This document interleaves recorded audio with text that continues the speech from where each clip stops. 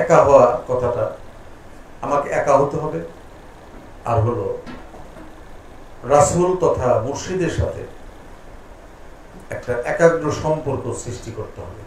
আমার দাদাগুলার একটি কালামে লিখেছেন, পারে যাবি সমাদরে, থাকলে যোগাযোগ মাখামাখি, মন্তর মায়ার স্বপন ভাঙবে যখন, দেখবিস তখন সকল থাকে। মায়ার স্বপন মানে এই যে বহুত্বে বাস করা, এগুলো মায়া, যা আমার বলছি, ছেলে মেয়ে পুত্র কন্যা বিদায়ের সময় কোনো কাজে দিবে না। ভ্রান্তি স্বরূপ চামচ করে পানি নিয়ে ওই আনার রস করে বলে, মনে করে যে এখন বুঝি খুব মানে আমার বাবা আমার মা এটা খাবে, খুব আনন্দে সে বিদায় নেবে, একদম ভ্রান্ত। সারা পৃথিবীর অমৃত এনেও যদি দেয়, সে ওটা গ্রহণ করতে পারে না।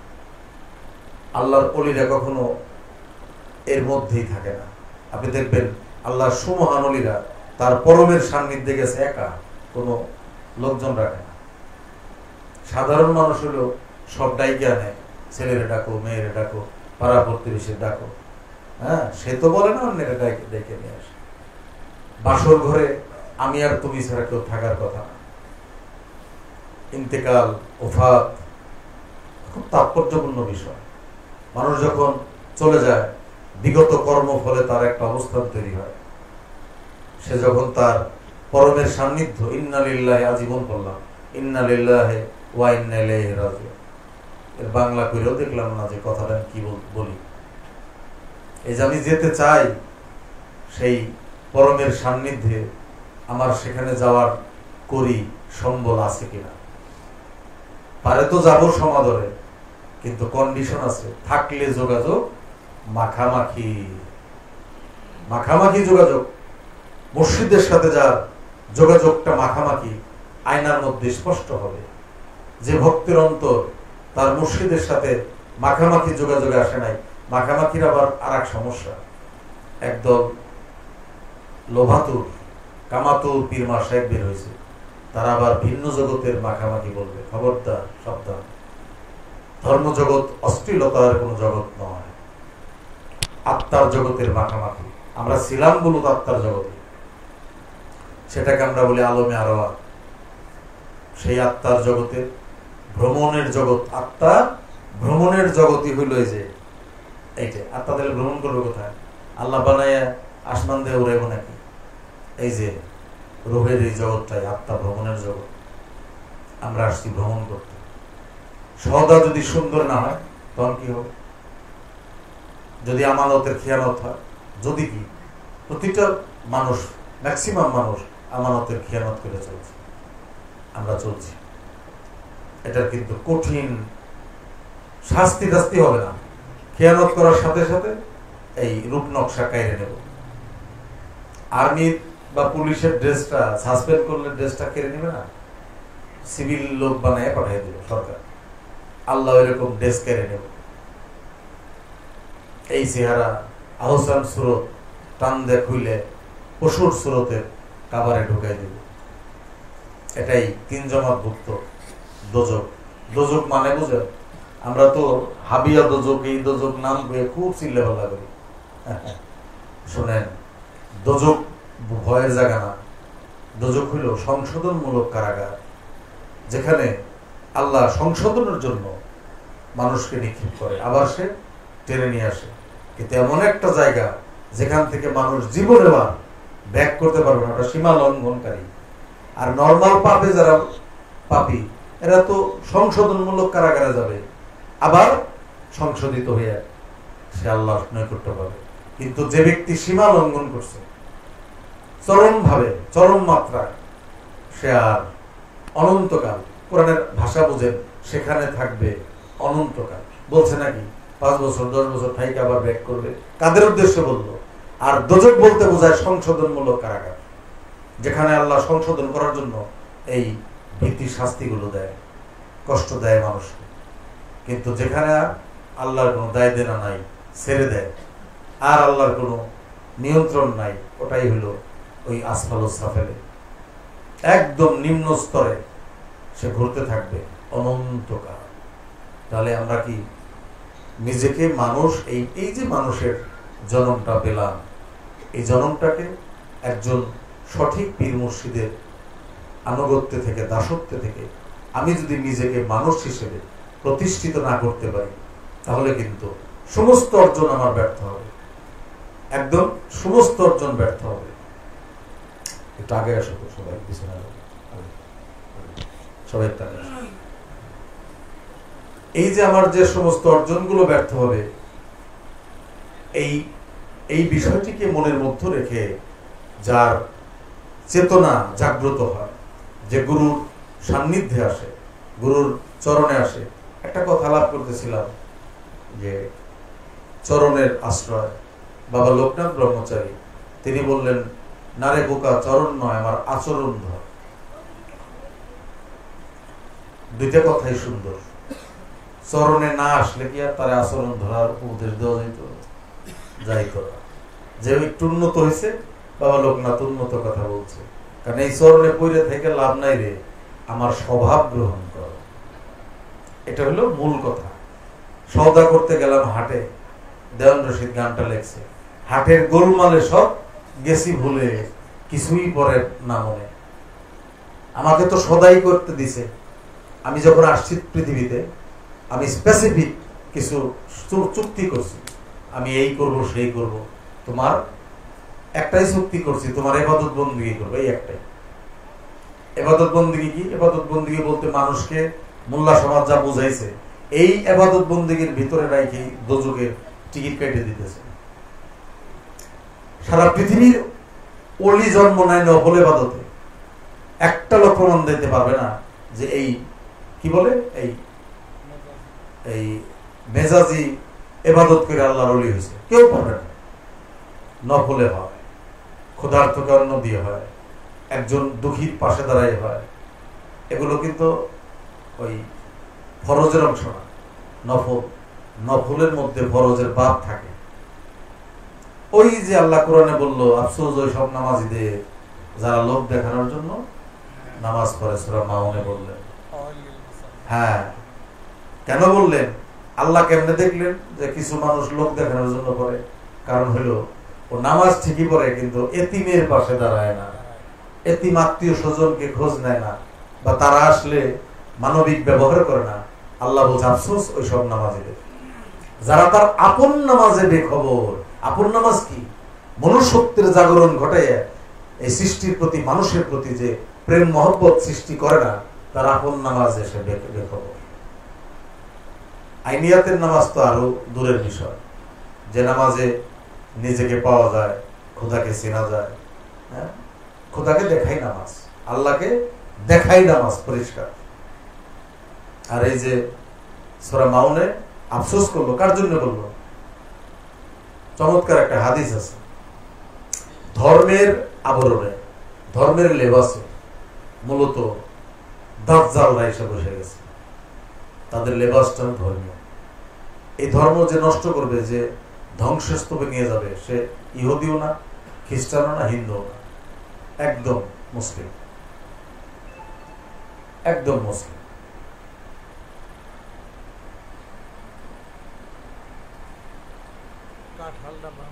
হ্যাঁ, বলে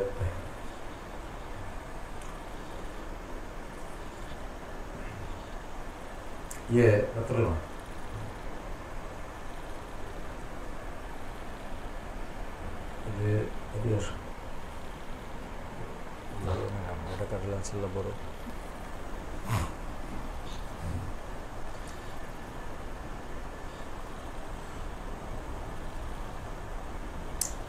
তো যাই হোক, এই যে কাজী নজরুল ইসলাম, উনি তার একটা গজলে বলেছেন, আল্লাহতে যার পূর্ণ ঈমান, কোথা সে মুসলমান, কোথা সে আরেফ। কেউ বলে আরিফ, আরেফ শব্দটা আরেফই হয়। কোথা সে আরেফ অভেদ যাহার, জীবন ও মৃত্যু জ্ঞান। জীবন এবং মৃত্যু যার কাছে অভেদ। কথাটা কান দিয়ে শুনলাম, বুঝলাম না, হবে না। মহাপুরুষদের কাছে, মহামানবদের কাছে, আল্লাহর ওলিদের কাছে জীবনের চেয়ে মৃত্যু মহিমান্বিত। ওটা মৃত্যু না। আল্লাহর ওলিদের সম্পর্কে মৃত্যু বলাই যাবে না, হারাম। কারণ মানুষের মৃত্যু হয় না। আল্লাহ বলছে তোমরা মৃত্যুকে এড়িয়ে চলো। কোরআনের ভাষায় আরবি কথা হলো সাইয়াদ।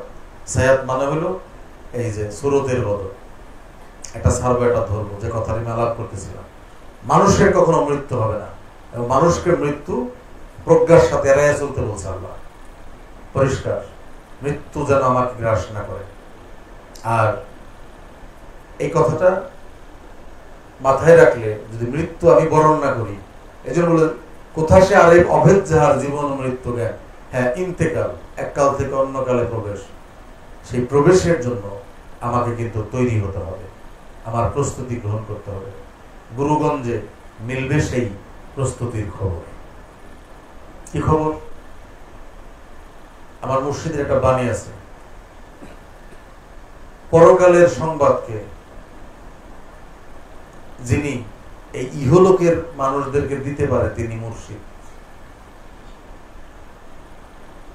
পরকাল মানে কি?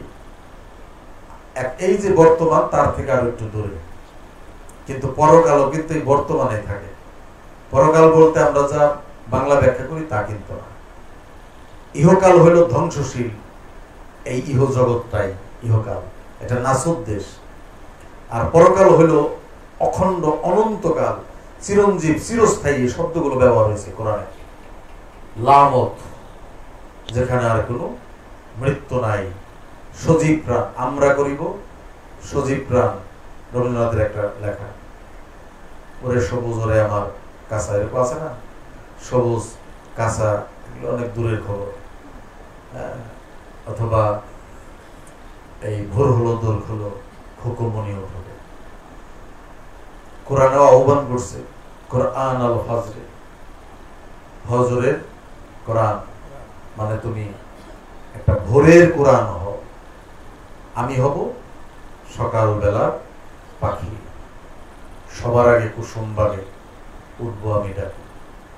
সেই আমরা পরিষদে আল্লাহর ওলিরা যে বাগানে থাকে, সেই বাগানে যদি আমার অস্তিত্ব রাখতে চাই, আমাকে ভোরের পাখি হতে হবে। কোরআন আল ফজর, ফজরের কোরআন কেমনে হয়? ইনসানি আত্মার অধিকারী যে মানুষটি হয়, নফস আম্মারার গুণ থেকে মুক্তি নিয়ে বের হয়ে যার মধ্যে ইনসাফ এবং ইনসানিয়ত প্রতিষ্ঠিত হয়, সেই মানুষটি মূলত পরকাল প্রাপ্ত হয়। পরকাল কি প্রাপ্ত হওয়া মানে অনন্তকাল প্রাপ্ত হওয়া, তার কোনো লয় ক্ষয় নাই। আল্লাহ কোন পদে থাকে? পদ কয় প্রকার? কয় প্রকার পদ? 5 প্রকার। এই আমার ভাই বলছে বিশেষ্য, বিশেষণ, সর্বনাম, অব্যয়, ক্রিয়া। এই 5 পদেই 5 ভাবে রাখা হয়েছে। এখানে প্রশ্ন হয় তো আল্লাহ থাকে অব্যয় পদে। আল্লাহ যার কোনো ব্যয় নাই, লয় ক্ষয় নাই, আল্লাহর এটা নাই। আল্লাহ এখান থেকে নামতো না। লয় ক্ষয় এই ঘটনাটা দেখাইব অন্যের ক্ষেত্রে। অজুত পায়া নবী মুখ দেখায়, জাহের বাতের নবী আপনি খেলায়। অর্থাৎ যে অজুত পাইছে সে তারই তো অজুতটা ভাঙবো। এই ভাঙার নামই মত, মতে আফজাত, এই ভাঙাটাই। কিন্তু যে এই দেহের ভিতরে এই খাঁচায় থেকে গেল, তার খবরটা কি? সে কি মারা যায়? মানুষ দেহের মৃত্যু দেখে কইতেছে যে মানুষের মৃত্যু হইল। মানুষের তো মৃত্যু হয় না। মানুষ কাকে বলছি? দেহ তো মানুষ না। এই দেহের ভিতরে মানুষটা বাস করে। চিরদিন পুষলাম অচিন পাখি, এটা গান খুব বাস্তব না নিনামীদের? ছোটবেলায় শুনলে খালি সুরটাই অন্তরে লাগে, কিন্তু তাৎপর্য তো ধরা দেয় না মস্তিষ্কে। এই যে এতদিন যে পাখিটাকে পুষলাম, ভেদ পরিচয় দেয় না মরে। কি বলছে? সে এসে বলে না যে আমি এই আমি সে, কিন্তু লালন সাইজি বলছে ধরো চোর হাওয়ার ঘরে হাত পেতে। দমে সে আসে তো মাছ পানিতে আসে না, আষাঢ়ের বল, তাহলে সেটা কি পানিতে বানা দিতে হবো না শুকনায়? ওই পানির মধ্যে ধরতে হবো নাকি? সে আসে হইল হাওয়া যোগে, হাওয়া দমে, হাওয়া দমে দেখো তারে আসনবে না। এই এই পাসান ফাঁসের সাথে গতাগতি করে, নাম তার জাজেবা মাসেকা, আসা যাওয়া, এর মধ্যে স্থির থাকে মহাকাল। মহাকাল আর কেউ না, আল্লাহ নিজেই, আর কিছু না। এই সৃষ্টি নিজেই, সৃষ্টিও কিছু না, মোহাম্মদ নিজেই। এটা এই আসা যায়, যেদিন যাইবো আসবো না, আসবো যাইবো না, শেষ, পুতুল শেষ। এই দম কিন্তু বাতাস না, আবার বাতাসও দম না। পানি হইলেই হাইড্রোজেন অক্সিজেন না, বুঝতে হবে। আমরা যারা নূর কই এই সেই কত ব্যাখ্যা দেই না, অমনে না। নূর খুবই অতীব সূক্ষ্ম একটি বিষয়, খুবই সূক্ষ্ম, সূক্ষ্মাতি সূক্ষ্ম।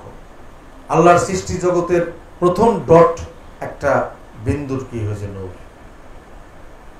নূরের পরের প্রথম বিকাশটি হলো রুহু, অর্থাৎ জাতের ফার্স্ট মানে প্রকাশ রূহ। আর রুহের আগে আদিতে প্রথম যদি কিছু নিষ্কৃত হয়, সৃষ্টি হয় রুহ, ইয়া নূর। এজন্য আমরা বলি নূর মোহাম্মদ। কেন বলা হয় নূর মোহাম্মদ? সৃষ্টির গোড়া, গানে লেখে সাধকরা। নূর মোহাম্মদ দুনিয়া আসে না, আসে তার দেখা যায়। কারণ দেখা যাবে কেমনে? আল্লাহ নিজেই, সে মোহাম্মদের এই বুরকার ভিতরে ঢুইকে এখন আজাজিল নেবেন না, আদম রে সেজদা করো। আজাজিল কয় কাভি নেই, কখনোই না, আমি তোমারে সেজদা করো। তা আমারে তুমি আলাদা করে কোথায় পাও? আমি তো মোহাম্মদে ভেতরে নয়বতন পার হয়ে মানুষ নামে এই নবদ্বীপে, এই ধরাধামে আসলাম। এখানে এসে আমার মুর্শিদ কেবলা লেখলেন, সেই গোলকের হরি দেখ নদিয়ায় ঘুরে বেড়ায়।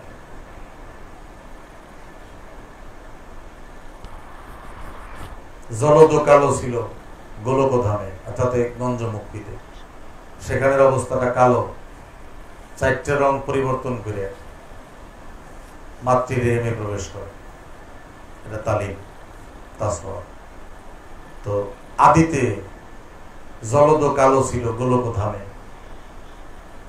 কালো ছিল।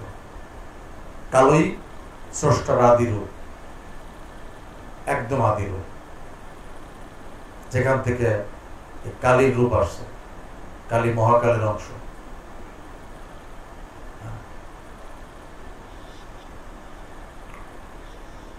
স্রষ্টাকে আমরা লাভ করতে চাই, নবীর মহব্বত অন্তরে স্থাপন করতে চাই। কি প্রক্রিয়া স্থাপন হবে সেটাও যদি আমরা বুঝে না বুঝি তাহলে হবে না। অদৃশ্য আল্লাহ কখনোই আমার জন্য কোন ইবাদতি বহন করে না। অদৃশ্য নবী, আমি তার সাথে আন্তরিক মহব্বত কেমনে সৃষ্টি করবো? মৌলবীরা বলে খালেজ দিলে, খালেজ দিলে বলে না, খুব খালেজ দিলে সেই নবীর দিকে মহব্বত। আমি যারা দেখি নেই তার প্রতি আমার মহব্বত কেমনে জন্মাবে? যদি বলা হয় কোনো মাকে, তোমার গর্ভে কোন একদিন এই সন্তান আসছিল, এই তার গল্প, তার প্রতি কোনো মায়া মহব্বত আসবে? এটা গল্প। তাহলে ভূতের গল্পে আমার তো প্রেম জাগবে না, আমার চাই বাস্তব। তখন আমার মাওলা নজরুল তিনি বললেন, বিশ্বব্যাপিয়া আসো তুমি জেনে শান্তি তো নাই পাই, রূপ ধরে এসে সম্মুখে দাঁড়াও দেখিয়া আখি জোড়াই। সেই রূপটাই আল্লাহ গ্রহণ করছে। বিমূর্ত ছিল আদিতে, মূর্ত হয়েছে। মেঘাসাল ছিল, মেসালে আসছে। লাসানি ছিল, সানিতে আসছে। যার জ্ঞান চোখ ফুটছে সে দেখতে পায়, আর যার এই ফুটে নাই সে আল্লাহর আসমানে রাইখে আরাধনা করে। আসমানের আল্লাহ ভয়ঙ্কর, এটা আজাজিলের আল্লাহ। আর নগদ বর্তমান বাস্তবতা নিরিখে আমার রাসূল পাক সাল্লাল্লাহু আলাইহি সাল্লাম হীরাগিরি গুহা থেকে যে দর্শন আনলো, ধ্যানে দিদারে নামাজ, সেইটাই হলো ধর্মের মূল, আল্লাহকে লাভ করার মূল বিষয়। ধ্যানে দিদারেই তো আল্লাহকে লাভ করা যাবে, মুর্শিদকে লাভ করা যাবে। তাহলে আর কি পন্থা আছে? আর কোনো পন্থা নেই। অনেক কিছু জেনে বুঝে আমরা একটু উন্নত হইতে চাইতেছি, অনেক কিছু জেনে, কিন্তু কিছুই লাভ হবে না যে ব্যক্তির অন্তর জগতে গুরুর প্রতি ইশক মহব্বত সৃষ্টি হয় নাই, যে ব্যক্তির অন্তরে গুরুর রূপ স্পষ্ট আকারে মস্তিষ্ক জগতে অঙ্কিত হয় নাই, সে কিন্তু সেদিন ওই পেঁচার বাচ্চার মতো হবে। কিরকম পেঁচার বাচ্চা? ওই বিড়ালে যখন লাভ দিবে, গৃহস্থ যে ভাষা শিখাইছে, ইংরেজি না, মেলা কিছু শেখায় না টিয়া পাখিরে, তো টিয়া পাখি তো অনেক শিক্ষিত হয়ে গেছে, কিন্তু যখন ওইখানে বিড়াল বাচ্চা বা একটা কিছু লাভ দিবে, তখন কিন্তু আর ওই বলবে না, খালি ওই আগের ডে কে কে কে জাতি বলে চলে আসবে, কারণ বিপদের সময় আদি বল। তো এই শেখানো বলি এগুলো কিচ্ছু মনে থাকবে না সেদিন, সমন যেদিন তলব করবে। কিন্তু গুরুর বর্জ্য, গুরুর যে দীক্ষা, যে শিক্ষা, গুরু যেভাবে আল্লাহকে লাভ করার কথা বলছে, সেইটা যদি না হয়, তাহলে কিন্তু সেদিন ঘোর বিপদ, নিদান হবে। নিদান, লালন সাঁইজির আর একটা গান, নিদানের কান্ডারি গুরু, একটা গান হয়েছে, একটা মেয়ে গায়ে দেখা হয়েছে। হ্যাঁ, তাই কথা, তাই যদি নিদান হয়, সেই তার কান্ডারি হবে গুরু। আমি কি গুরুকে অবলম্বন করছি, তাহলে কান্ডারি সে হবে না, হবে তো না। যে ব্যক্তি সর্ব বিষয়ে গুরুকে অবলম্বন করে চলে, মুর্শিদকে কান্ডারি করে চলে, অবশ্যই তার নিদানে মুর্শিদ স্বয়ং উপস্থিত হবেই। এ জগৎ মিথ্যে নয়, তার যে কোনো বিপদে সে উপস্থিত হবে। আর যদি আমি সেই কানেকশন, যোগাযোগ আমার মাখামাখি না থাকে, আর আমি দোষ দিই, না আমার তো ডাকলে গুরু শোনে না, তোমার ডাকার তো কোনো ই হয় না, ইশক মহব্বত নাই, তুমি একা হয়ে ডাকো না, তুমি ডাকো তারে লোক দেখানো ডাকাটাকে, লোক দেখানোটাকে কাজ হবে না।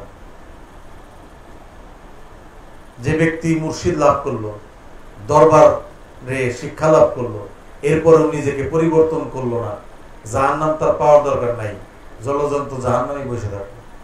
যে ব্যক্তি মুর্শিদ পায় নাই, তার আর দোষ কি? সে আল্লাহর কাছে মা পৌঁছাইতে পারে যে আল্লাহ তুমি তো, আমি তো খুঁজে তার গুরু পাইনি। কিন্তু যে পাওয়ার পরে নিজেকে সত্য সুন্দর পথে, সিরাতুল মুস্তাকিমের পথে পরিবর্তন করলো না, তাহলে কিন্তু সমস্যা। সিরাতুল মুস্তাকিম আর কিছুই নয়। অনেকবার কিন্তু এই আলোচনা আমরা করি, আমরা বলি গুরুর রূপ, বর্জ্য, ধ্যান। সেই ধ্যানে ভক্ত দুইটা নয়ন দিয়ে থাকবে। কালু শাহ ফকির তার বিখ্যাত এই বর্জক ধ্যানের গান লিখছে, নিরিখ বান ধরে দুই নয়নে ভুইল নাম। খেয়াল করে, দুই নয়নে কইছে, এটা দিয়ে নিরিখ দিবে আর আটান্ন, এটার মানে এই চোখ না, মানে এক মন দিবে গুরুতে আর এক মন দিবে সংসারে, হবে না। মনের পুরোটাই খেয়াল করে, এক মনে যখন একটা ভাবনা আসে, অন্য ভাবনা অনুপস্থিত, তো কিছুক্ষণ গুরুরে মানলাম, কিছুক্ষণ জগৎ মানলাম, হবে না। গুরুর পূজায়, গুরুর প্রার্থনায়, গুরুর ইবাদতে, গুরুর বন্দিগিতে যে ভক্ত মশগুল হবে, সে সব কিছু লাভ করবে। মুর্শিদের মাধ্যমেই আল্লাহকে লাভ করা যায়, আর কোনো সিস্টেম নাই। কেন আল্লাহ তো প্রকাশ বিকাশ ঘটছেই মোহাম্মদের ওজুদে। যদি পরিষ্কার করে বলি, এই বডিটা হলো মোহাম্মদ, ভেতরটা তো স্বয়ং খোদা রেসালাতে বসে আছে, বেলায়েতে, তাকে রাসূল বলে। এজন্য রাসূল যিনি, নয়তো তিনি আব্দুল্লাহর তো নয়, কারো ওরসে রাসূল জন্ম নেয়। ওই জায়গাটাই বলতে গেছে কোরআনে, আসাদ ভাই তো কোরআন পাঠ করে, যে তিনি তার কোনো মা বাবা নাই, তা আব্দুল্লাহ মে নাকি কেমনে কি? এই আব্দুল্লাহ মে না সবার জীবনে আছে,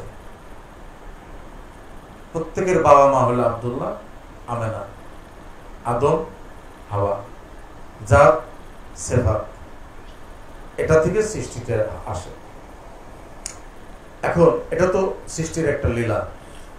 হ্যাঁ, তুমি মানুষ দিয়ে মানুষ বানাও, আছে না এরকম গান? আর কোন রাস্তা থাকলে আল্লাহ কিছু নবীর আসমানতে পাঠাইতো। তবু কিছু কথা আছে, কিন্তু সেই কথা অনেক গভীরে, সরাসরি ব্যাখ্যা করলে মনে হয় যে ঈসা নবীর বুঝি আসমান থেকে হাজির করছে। কিন্তু ঈসা তো মরিয়মের গর্বে, তাই ঈসা রুহুল্লাহ। মরিয়ম হইল ভক্ত স্বভাব, চরম ভক্ত আল্লাহর। যে ভক্ত আল্লাহকে অবলম্বন করে নিছে, সেই ভক্তের অন্তরে ঈসার জন্ম হয়। ঈসা মানে হলে আল্লাহর রূহের জাগরণ ঘটে। এটাই কোরআনের রূপকে সেই কথাটা বলছে। ছেলে হোক, মেয়ে হোক, নারী হোক, পুরুষ হোক, সে যদি মরিয়মের মতো মুর্শিদকে ভালোবাসতে পারে, অবশ্যই অবশ্যই তার মস্তিষ্ক বা গর্ভ জগতে ঈসার জন্ম হবে। এখন এই যে এখনই হবে, যে ঈসার কোনো লয় হয়, মৃত্যু নাই। এজন্য ঈসাকে আল্লাহ মৃত্যু দেখাইতে পারে নাই। সমস্ত নবীর সর্দার মোহাম্মদ, আর সে ওফাত নেয় আর ঈসা ওফাত নেয় না, তাতে বুঝেন না যে ঈসার অবস্থানটা কি? মাওলা আলী, আলীর দেশটা ঈসা, যার কোনো লয় ক্ষয় নাই, রুহের জাগরণ করছে। সত্য গুণের রুহি কখনো হয়েছে যার মধ্যে মানে ফোরকানি স্বভাব জাগ্রত হয়ে গেছে, যে ফোরকানে প্রতিষ্ঠিত, যে ব্যক্তি অটো ভালো মন্দকে পার্থক্য করে চলতে পারতেছে, মানে গুরু তার জাগ্রত, আর মন্দ কাজ তার দ্বারা সংগঠিত হবে না।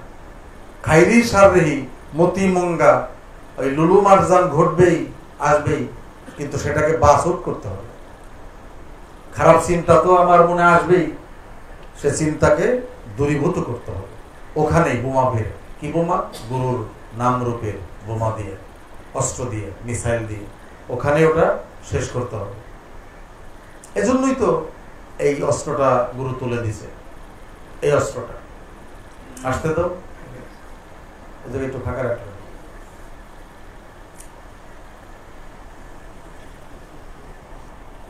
তো যাই হোক, মূল কথা হলো, আমরা যেখানেই যে মুরিদ হই না কেন, যাকে আমরা মুর্শিদ ভাবি না কেন, আর একটা বিষয়, বহু লোক জ্ঞান দেয় মহিলাদের পীর মুর্শিদ দরকার নাই, স্বামী যথেষ্ট, বলে না? এটা বলে, কিন্তু একদম এরা ওই যেই এটা বলে, একদম খাঁটি, নিজেও জাহান্নামের টিকিট কাটছে, আর ওই যে বুদ্ধি দিয়ে জাহান্নামে পাঠায়। মুক্তির ক্ষেত্রে, আল্লাহর নৈকট্যের ক্ষেত্রে এই স্বামী স্ত্রীর সম্পর্কে কোনো কাজ দেবে না। যার যার মুক্তি তার তার, যার যার খবরের ওই যে বললাগো জবাব, ওই সময় যে স্বামীতে বলবো না যে আমার সংসার করছে, ভাত রান্না করছে, সে তো এত নাম কাম করতে পারে না, নামাজ টামাজ, তারা তুমি মাফ করে দাও, এগুলো চলবে না, এটা চলবে না। পরিষ্কার, যার যার জবাব। তাহলে কি করতে হবে? আমাদের এই প্রাত্যহিক জীবনের ভিতরে আমাদের যে ধর্মজ্ঞান, সেটাকে ব্যবহার করতে হবে। সেই ব্যবহারের ক্ষেত্রে আমরা মানুষের প্রতি যাতে মহব্বত নিয়ে, সহনশীলতা নিয়ে চলতে পারি। দেখেন, মানুষ এমন একটা প্রাণী, 10 জন মানুষ কোনোদিন একমতে আসতে পারবে না।